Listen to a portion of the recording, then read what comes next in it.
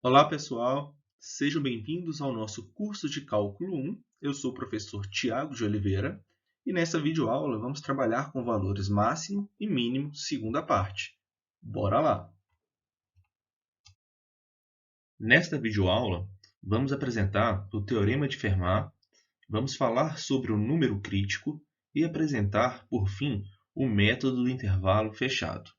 É muito importante que saibamos encontrar os valores extremos de uma função em um intervalo fechado. Continuando a videoaula anterior, vamos rever a definição 1 e a definição 2. Definição 1. Seja C um número no domínio desão de uma função f. Então, a imagem desse número é o valor máximo absoluto de f em desão se a imagem desse valor c for maior ou igual à imagem de x para todo x em seu domínio. Ou a imagem desse valor c é o valor mínimo absoluto de f em desão se a imagem desse carinha for menor ou igual à imagem de x para todo x em seu domínio desão. Definição 2. O número f de c, ou seja, a imagem de c, é um valor máximo local de f se f de c for maior ou igual a f de x quando x está próximo de c. Ou f de c é um valor mínimo local de f se f de c, ou seja, a imagem dele, for menor ou igual a f de x quando x está próximo de c. Como exemplo da aula anterior, nós temos esse gráfico. Observe que o f de A é um mínimo absoluto. O máximo absoluto aqui é o f de D. Observe também que o f de C é um mínimo local, né?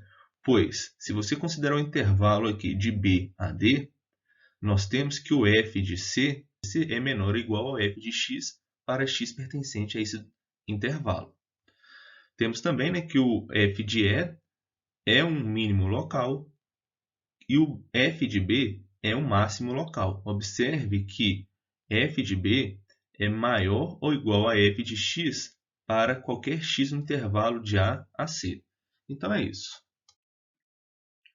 Nós vimos também o teorema do valor extremo, que falava o seguinte: se f for contínuo em um intervalo fechado AB, então f assume um valor máximo absoluto, f de C, e um valor mínimo absoluto, f de D, em certos números C e D pertencente ao intervalo AB fechado.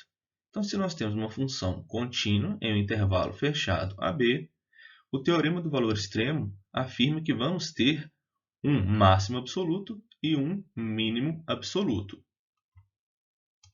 Repetindo, o teorema do valor extremo afirma que uma função contínua em um intervalo fechado tem um valor máximo e um valor mínimo. Contudo, não diz como encontrar esses valores extremos, e nessa videoaula vamos ver isso. Vamos começar procurando os valores extremos locais. A figura abaixo mostra o gráfico de uma função f com máximo local em C e mínimo local em D. Parece que nos pontos de máximo e de mínimo, as retas tangentes são horizontais e, portanto, cada uma tem inclinação igual a zero. Sabemos que a derivada é a inclinação da reta tangente. Assim, parece que f' de C é igual a zero e f' de D também é igual a zero. Vamos ver um teorema importante falando sobre isso. O teorema a seguir afirma que isso é sempre verdadeiro para as funções diferenciáveis. Esse teorema chama Teorema de Fermat e fala o seguinte: se f tiver um máximo ou um mínimo local em C, e se a derivada dessa função em C existir, então a derivada dessa função em C é igual a zero. Então, o que suspeitamos no slide anterior se confirma no Teorema de Fermat. Mas atenção, pessoal! Os seguintes exemplos nos previnem sobre não esperar demais do Teorema de Fermat. Não podemos esperar a alocação de valores extremos simplesmente porque a derivada da função em x é igual a zero e isolando x. Então, novamente, o teorema fala o quê? se f tiver um máximo ou um mínimo local em C, e se a derivada dessa função em C existir, então a derivada dessa função em C é igual a zero. Agora, não é porque a derivada da função naquele valor é igual a zero que vamos ter os valores extremos. Então, tem que ter atenção. Mas vamos ver os exemplos. Exemplo 5. Se f de x é igual a x ao cubo, aqui nós temos o gráfico dessa função. Então, sua derivada é igual a 3x ao quadrado. Ok. Logo, a derivada dessa função em zero é igual a zero. Tranquilo.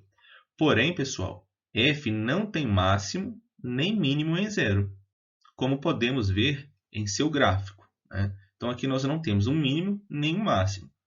Ou, observe, né, que x ao cubo é maior que zero.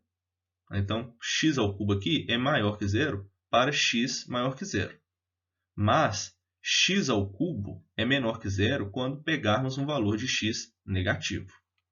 O fato é que a derivada da função em zero simplesmente significa que a curva y igual a x ao cubo tem uma tangente horizontal em zero.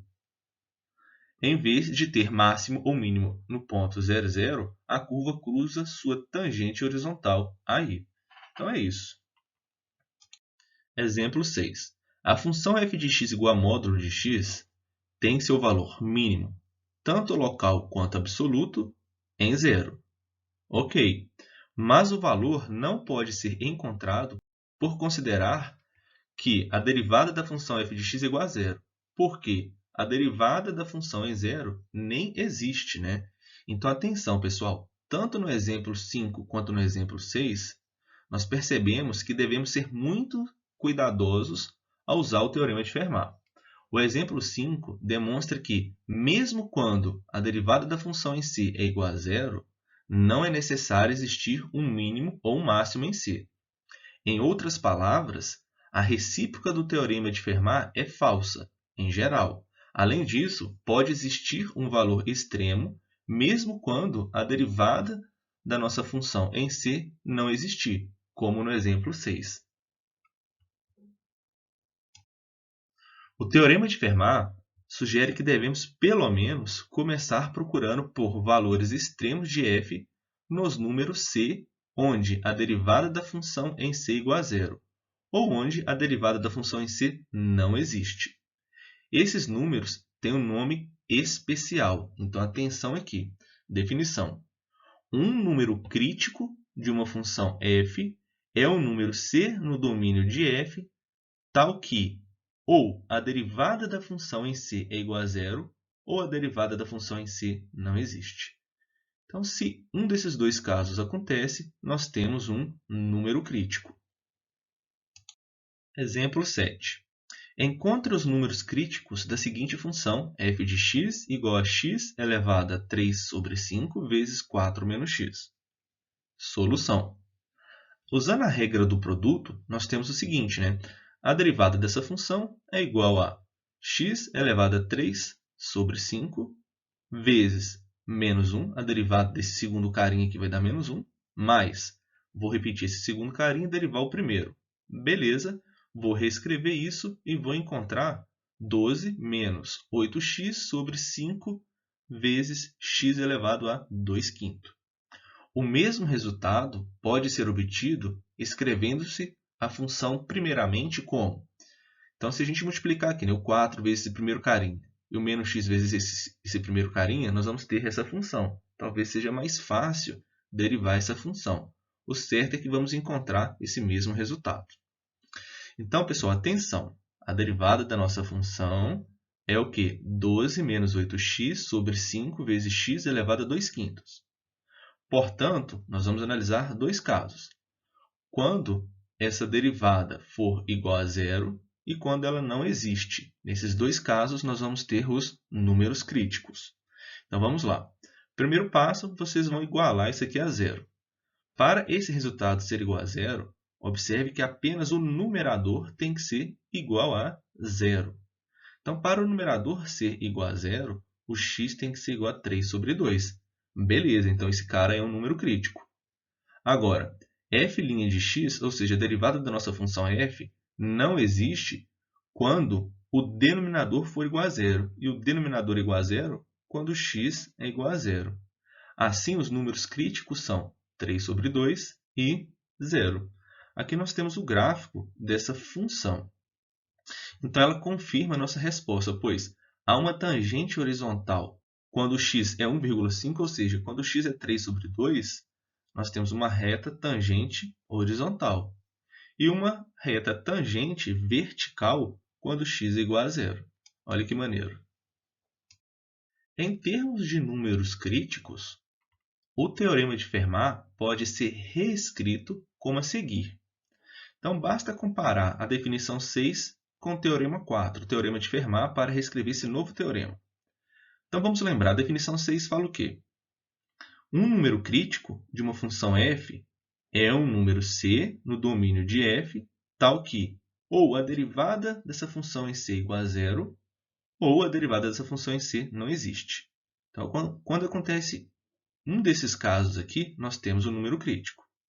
E o teorema de Fermat fala o quê? Se f tiver um máximo ou um mínimo local em C, e se a derivada dessa função em C existir, isso é muito importante, então a derivada dessa função em C é igual a zero. Assim, temos que, se f tiver um máximo ou um mínimo local em C, então C é um número crítico de f. Ok? Se C é um número crítico de f, então a derivada desse carinha em C, então a derivada dessa função em C é igual a zero, ou a derivada dessa função em C não existe. Para encontrarmos um máximo ou um mínimo absoluto de uma função contínua em um intervalo fechado, observamos que ele é local. Nesse caso, ocorre em um número crítico, por 7, ou seja, pelo teorema 7. Ou acontece em uma extremidade do intervalo. Assim, o seguinte procedimento de 3 etapas sempre funciona. Então, atenção para a próxima etapa. Aqui nós temos o método do intervalo fechado. Para encontrar os valores máximo e mínimo absolutos de uma função contínua f em um intervalo fechado AB, nós vamos fazer o seguinte. Primeiro, encontre os valores de f nos números críticos de f em AB. Então, o primeiro passo é encontrar os valores de f nos números críticos. Beleza. Segundo, encontre os valores de f nas extremidades do intervalo. Beleza. Terceiro e último, o maior valor entre as etapas 1 e 2 é o valor máximo absoluto, ao passo que o menor desses valores é o valor mínimo absoluto. Então, vamos ver um exemplo. Encontre os valores máximo e mínimo absolutos da função f de x igual a x ao cubo menos 3x ao quadrado mais 1, onde x está no intervalo fechado de menos meio a 4. Beleza, eu repeti aqui o que foi dado no enunciado. Solução. Uma vez que a nossa função é contínua no intervalo fechado, podemos usar o método do intervalo fechado. Beleza. Então, o primeiro passo é encontrar os números críticos. Então, para isso, vamos analisar quando a derivada da função for igual a zero e quando não existe a derivada da nossa função. Então, derivando a nossa função, nós vamos encontrar 3x ao quadrado menos 6x. Podemos reescrever como 3x vezes x menos 2. Beleza. Uma vez que a derivada dessa função existe para todo x real, ou seja, vai existir para todo x desse intervalo, os números críticos de f ocorrem quando a derivada dessa função for igual a zero. Isto é, então esse carinha vai ser igual a zero quando x é zero ou quando x for igual a 2. Então, nós temos dois números críticos aqui. Observe que cada um desses números críticos está no intervalo de menos meio a 4. Continuando, os valores de f nestes números críticos são... Então, quem que é o f de 0? O f de 0, substituindo aqui, vocês vão encontrar 1. Quem que é o f de 2? Substituindo aqui, vocês vão encontrar menos 3. Beleza. Os valores de f nestes números críticos são... Nós acabamos de ver que o f de 0 é igual a 1 e o f de 2 é igual a menos 3. Beleza. Agora, nós vamos para a segunda etapa. Nós vamos encontrar os valores de f nas extremidades do intervalo. Então, nós tínhamos um intervalo fechado ali de menos meio a 4. Quem é o f de menos meio? o f de menos meio substituindo na nossa função, vamos encontrar 1 sobre 8. E o f de 4 igual a 17. Terceiro e último passo, comparar esses 4 números. Então, comparando esses 4 números que encontramos, vemos que o valor máximo absoluto vai ser o maior deles aqui, né? Que é o f de 4 igual a 17. E o valor mínimo absoluto é o f de 2, que é igual a menos 3. Observe que, neste exemplo, o máximo absoluto ocorre em uma extremidade, enquanto o mínimo absoluto acontece em um número crítico. Olhando para o gráfico, né, nós temos o quê? O máximo absoluto ocorre em uma extremidade, aqui, enquanto o mínimo absoluto acontece em um número crítico.